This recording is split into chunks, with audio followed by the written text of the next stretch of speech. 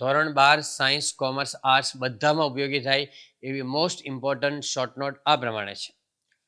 એક છે love is a powerful force, બીજી છે વોલ્ટ ડિઝની, ત્રીજી છે સ્ટ્રેસ મેનેજમેન્ટ, ચોથી છે ધ સ્ટોરી ઓફ એડજસ્ટમેન્ટ અથવા તો નાના એન્ડ નાનીની છે, પાંચમી છે સોઝોર્નર ટ્રુથ, છઠ્ઠી છે મંકીઝ પો અને સાતમી છે ગ્રીન ચાર્ટર.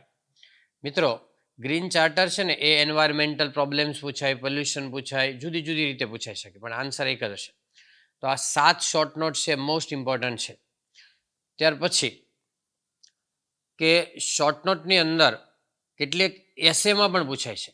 માનો કે સ્ટ્રેસ મેનેજમેન્ટ છે, ગ્રીન ચાર્ટર છે, બરાબર. તો એ એસેમાં પણ પૂછાશે, એટલે જે શોર્ટ નોટ છે એ જ રીતે તમે એસેમાં લખશો તો વાંધો નથી, થોડું ઘણું ચેન્જ આવડે તો કરજો, નહીં એ જ રીતે તમે એસેમાં પણ એ લખી શકશો, પણ એસેમાં સાઇઝ થોડી વધારે લખવાની થશે.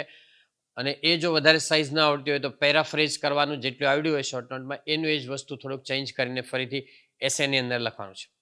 બીજું, શોર્ટ નોટ ગમે તેમ લખશો માર્ક્સ મળશે, જાતે બનાવીને લખશો તો માર્ક્સ મળશે.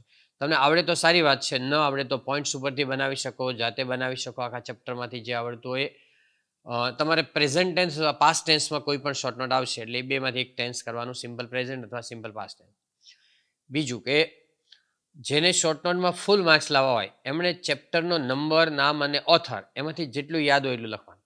For example, unit 2 unforgettable Walt Disney અને ઓથર છે રોય ડિઝની.